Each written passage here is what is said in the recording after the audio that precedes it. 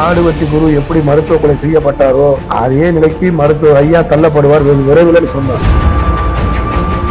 அப்படி ஒரு சம்பவம் நடந்துச்சுன்னா மருத்துவர் அன்புமணி பொண்டாட்டி சௌமியாவும் தான் இதுக்கு முழுக்க முழுக்க காரணமா இருந்து செயல்படுத்துவாங்க.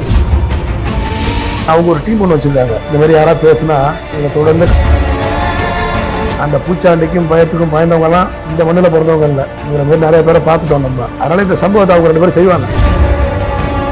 காடுவெட்டியோட குருவோட கொலை சாவு, அது கொலை, மருத்துவ கொலை.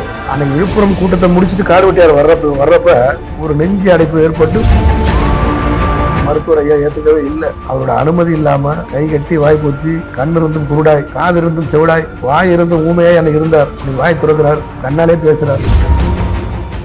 இல்ல இது வரைக்கும் யாரும் சொல்லாத செய்தியை சொல்றாங்க. காடுவெட்டி குரு எப்படி மருத்துவ கொலை செய்யப்பட்டாரோ அதே நிலைக்கு மருத்துவர் ஐயா தள்ளப்படுவார் வெகு விரைவில் சொன்னார். அந்த காலங்கள் ரொம்ப வெகு விரைவில் சொல்லியிருக்கார். அப்படி ஒரு சம்பவம் நடந்துச்சுன்னா மருத்துவர் அன்புமணி பொண்டாட்டி சௌமியாவும் தான் இதுக்கு முழுக்க முழுக்க காரணமா இருந்து செயல்படுத்துவாங்க.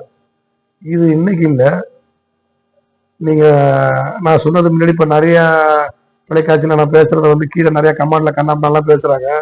காடுவெட்டியாருக்கு இந்த செய்தி போட்டது இந்த கமாண்ட் எல்லாம் பேசினாங்க. பிறகு நான் சொன்னதான் உண்மைன்னு தெரிஞ்சுக்கிட்டாங்க. அது போல இந்த செய்தியை அவங்க ஒரு டீம் ஒன்று வச்சிருக்காங்க. இந்த மாதிரி யாராவது பேசுனா இவங்களை தொடர்ந்து கண்ணாம்பன்னு வையணும், ஒரு பாயிலா கொடுத்து வையத்துக்கு நிறைய ஆள் வச்சிருக்காங்க. அந்த பூச்சாண்டிக்கும் பயத்துக்கும் பயந்தவங்க எல்லாம் இந்த மண்ணில் பிறந்தவங்க இல்லை.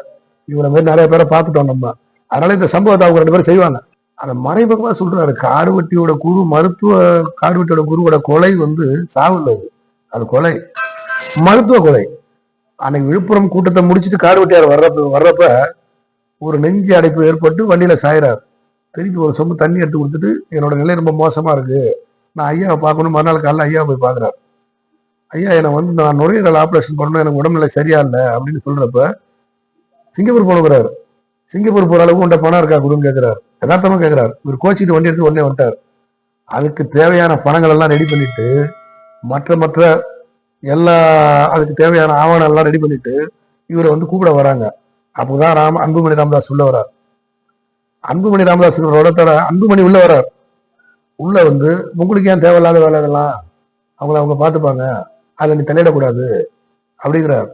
அப்பதான் அவரு இங்க இருந்து சிங்கப்பூர் பயணம் தடுக்கப்படுது. அங்க முதல் முற்றுப்புள்ளி அந்த கொலைக்கு ஆரம்பிக்கப்படுது. புள்ளி வைக்கிறாங்க. அப்படியே தொடர்ந்து ஹாஸ்பிட்டல்ல ஸ்டெப் பை ஸ்டெப்பா இத மனதார மருத்துவர் ஐயா ஏத்துக்கவே இல்லை. அவரோட அனுமதி இல்லாம கை கட்டி வாய் போச்சு, கண் இருந்தும் குருடாய், காது இருந்தும் செவிடாய், வாய் இருந்தும் ஊமையாய் அன்னைக்கு இருந்தார். இன்னைக்கு வாய் துறக்கிறார், கண்ணாலே பேசுறார்.